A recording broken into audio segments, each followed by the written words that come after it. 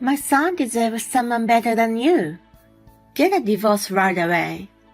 I won't have nothing to do with you anymore. Okay, I got it.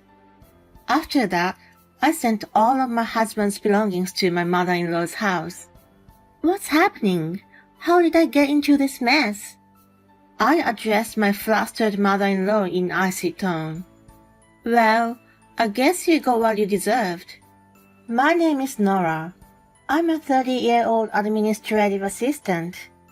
I'm in a relationship with Lucas, whom I met at a party. He's 3 years older than me and is alluring. I was immediately head over heels for him, who was affable and seemed to be serious about his job. We never ceased to carry on our conversations and exchanged our numbers at the end of the night. From then, he started asking me out, and after a few casual dates, we became official. After a year and a half of being together, we were very much in love, and I hoped to marry him someday. Then, on my birthday, he popped the question. I just thought he had made a reservation at a fancy restaurant to celebrate, but it turned out to be a surprise proposal.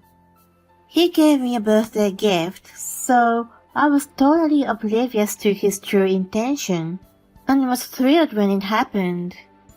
Of course my answer was yes, and we were engaged. I was overjoyed that my soulmate proposed to me as a surprise on my birthday. At the time, I had no idea that this marriage would cause me so much trouble. We introduced each other to our families and got married without incident. He moved into my apartment, which belonged to my mom, to start our new life. My grandpa owned a business, and my mom had been studying investment with him since she was young. She continued her dealing after I was born, and she now has considerable assets in real estate and so on. The apartment I was living in was one of the real estate she purchased for investment. Since there was no rent to pay, we considered it a perfect opportunity to save money while starting our newlywed life, and that's why Lucas moved in. It was a 3-bedroom apartment, so there was plenty of space for the two of us. He asked me to be a full-time housewife when we got married. I didn't have any particular attachment to my job, and I had a longing to be a full-time homemaker. I quickly agreed and quit my job. Since then, I worked hard to make a comfortable home as a supportive wife. I cleaned, did laundry, and cooked as best as I could, and my hobby of baking got better and better. As a result, my time at home became more and more fulfilling. Lucas, who had a sweet tooth, was in ecstasy while eating cakes and other treats I made. These are really delicious. Thanks, Ham. It goes well with coffee. We were leading a very joyful and loving newlywed life. But then, a disruptive presence appeared to disturb us. It was my mother-in-law, Grace. One day, she suddenly showed up at our apartment. Oh, Grace, what's going on? What? I'm not allowed to come to my son's house without a reason? No, that's not how I meant. It's just that if you plan to come, it'd be great if you could give us a heads up beforehand, so we can get things organized. If I had known she was coming, I'd have kept the cake I baked and served it with coffee. While I was thinking about that, she wandered around the apartment on her own, peering into rooms without asking. What are you doing, Grace? I'm curious to see what the rooms are like. Or what? Is there something you don't want me to see? It's not like that, but... Once she finished, she sat down on the sofa in the living room. Nora, you're so thoughtless. Can't you offer a drink or something? But you're busy looking around the apartment on your own. Are you blaming me for your own lack of consideration? I can't prepare anything with you snooping around, you know. You're talking back to me. Ah, you're so arrogant for a daughter-in-law. Her eyes widened and she got upset with me. It was obviously her fault for showing up without notice, so I couldn't understand why she was mad at me. She stayed for a while and made me prepare lunch. She even demanded dessert after that. I only have the same sweets when you came over last time. Jesus, you're so inconsiderate. Who showed up without any prior notice? I feel sorry for Lucas for having such an incompetent wife. You should be more responsible. It seemed she was eager to bully me. She casually uttered unreasonable things to trouble me, and then got angry with me. I guess she wanted to relieve her stress by blaming me in that way. In fact, after she scolded me, she wore a smug expression as if she had won. She needed to revel in a sense of superiority over me. Her personality was truly disgusting. She was quiet when we first met, but once we got married, she started to show her true color.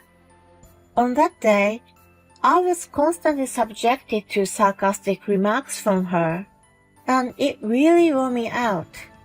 I spoke to Lucas about her when he got home from work. Honey, your mom came out of the blue today, and it was really troublesome. She complained about everything in the house, and she gave me a lecture about my homemaking skills. Yeah, I heard from her. Oh, really? She left before he came back, so I thought she was keeping it a secret from him. She said she did an unannounced survey to see if you were doing the chores properly. Seriously? She was a little disappointed. She said you weren't as good of a homemaker as she expected. But she came right after you left for work. I think it's impossible to have finished cleaning or anything at that time of the day. She said you tend to talk back like that. She was right. You should try to listen to people's opinions more carefully and make an effort to improve. Are you kidding me? He unbelievably took her words to his heart and made a statement siding with her.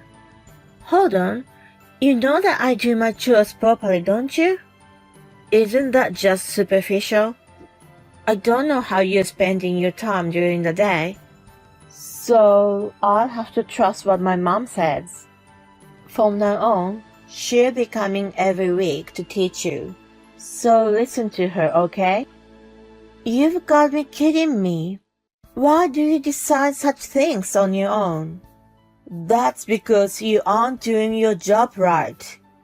Mom says she's not going to give up on you, and instead, she's going to help you. You should be grateful. I was at a loss for words. Grace's bullying was one thing, but Lucas's attitude was also unbelievable. Why was he controlled by her? I protested desperately, but he wouldn't listen. Then Grace really began to come to our place every week. Lucas gave her the code and the spare key without telling me, and she just opened the gate and the front door as she pleased. Well, let's start with the cleaning first. But before that, bring me coffee and some pastries. She had me prepare drinks and snacks for her relaxation while she lays around on the sofa, making me do the chores. Then, at her convenience, she came over and yelled, "It's still dirty. You really suck at cleaning." And when she made me prepare lunch for her, she criticized the food. What do you think you're doing by serving such a pathetic meal? She bullied me every week and then left, looking satisfied with herself. She always reported to Lucas that I wasn't improving, and he believed her and blamed me for it. Even if I wanted to keep her out of the apartment, she had a spare key. I once tried to prevent her from entering by locking a bolt. She made a big deal about it, and immediately called Lucas. Since then, she showed up during the morning hours when he was still at home to let her in. You know, Nora can't keep up with my instruction and did a terrible thing. I need to knock some sense into that lazy and rotten spirit of hers. I'm counting on you, Mom. I never thought she'd be such a hopeless daughter-in-law. What on earth did they think I was? I had no idea that Lucas was such a mommy's boy. I was mentally and physically exhausted from being bullied by Grace repeatedly. Then one day, Lucas announced the unthinkable. I'm going on a business trip today, so I asked Mom to stay here for 3 days. Excuse me? I couldn't believe my ears. No way, you can't be serious. Well, I am, he replied with a shrug of his shoulders. Then Grace arrived with a large travel bag. Good morning, Mom. Take good care of Nora from today, will you? Of course I will. As her mother-in-law, I'll make sure you're well trained. She grinned at me. Lucas took his carry-on and went on a business trip. I was in despair. I couldn't believe that I was alone with her for the next 3 days. I knew she was going to use me like a slave. But then something changed inside my brain. I realized that Lucas would continue to take his mom's side. If that was the case, I had no obligation to obey both of them. Nora, get breakfast ready quickly. I didn't have time to eat. Make me pancakes with fruits and vanilla ice cream. I'm in the mood for cafe au lait. Sweeten it up and get it ready. With that, she sat on the sofa and turned on the TV. She smirked at me as I prepared the ingredients. She thought that she was going to use me like a housekeeper from then on, and that she was going to enjoy a leisurely time. I wasn't going to allow that. I prepared what she wanted, put it on the table, and started to eat it myself. She got up from the sofa, and the moment she looked at me, her eyes widened in surprise. Hey, what do you think you're doing? What do you mean, I'm eating my breakfast? Yes, that's mine, isn't it? What are you talking about? Since I used the ingredients in this house to make it, this is my breakfast. Thank you for the idea, though. It's delicious. Don't you dare mock me. You think you're allowed to do this? I'll tell Lucas, so be prepared. Yeah, go ahead. If you want to interfere with him while he's busy working, be my guest. She was reaching for her phone, but my comment seems to dissuade her. She was aware that calling him on a business trip and bad-mouthing me would have been a nuisance. You finish eating that and make mine. Why should I do that? I'm a guest. You came here on your own. I didn't invite you. How arrogant can you get? I'm so mad. Divorce my son. He deserves better than you. So get a divorce. I want to have nothing to do with you. Divorce? I see. Have you finally understood your position? If you get divorced, you won't be able to live in this beautiful apartment, you know. You have a good life now thanks to Lucas, and yet you're incredibly audacious. You should reflect on your past arrogance while living in a random apartment or something.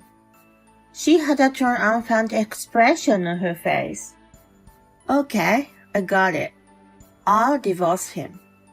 Really? She was surprised that I obeyed so easily, but she quickly returned to her smug smile. You just agreed, right? You can't take it back later, you know. Yeah, it's okay. I'm not going to change my mind. In fact, you're not going to take it back either, are you? Of course not. Oh, I'm delighted. Now Lucas can find a decent woman. She rejoiced, and I thought that line belonged to me instead.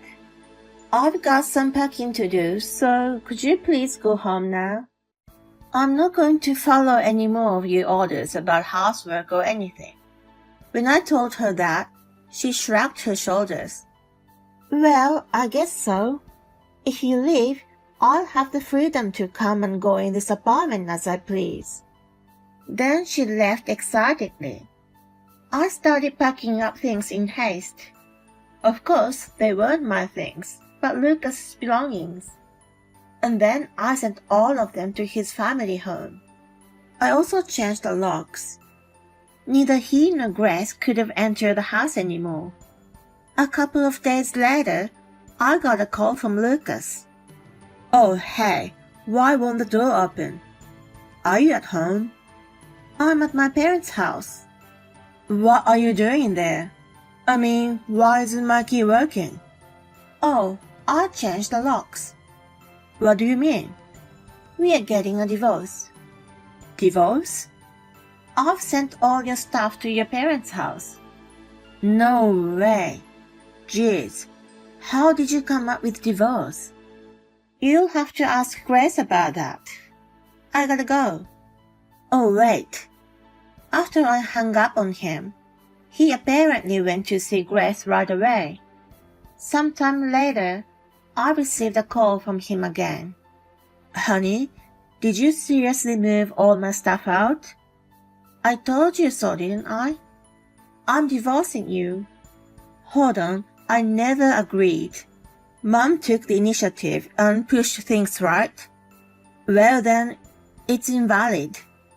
I didn't think I could stay married to you. Your mom is entirely at fault, but you're also in the wrong for siding with her. He finally understood his position. It's my fault. From now on, I won't take her side. I'll make her apologize to you too. Mom, apologize to Nora. He then gave the phone to Grace. What's going on? How is this happening to me? Doesn't the apartment belong to Lucas? How are you staying there? Are you still saying things like that at this point? The apartment belongs to my mother. Lucas has no right to anything. He just moved in after we got married. That can't be true. But it is. Oh, and I have recordings and diary entries of all the verbal abuse and mistreatment from you. What? I've sent copies of those as well, just as I finished my sentence. Does she mean this? I had my father-in-law's voice in the back. Apparently, he was around. He played the recorded audio I made. From the stereo, I could hear Grace's voice yelling.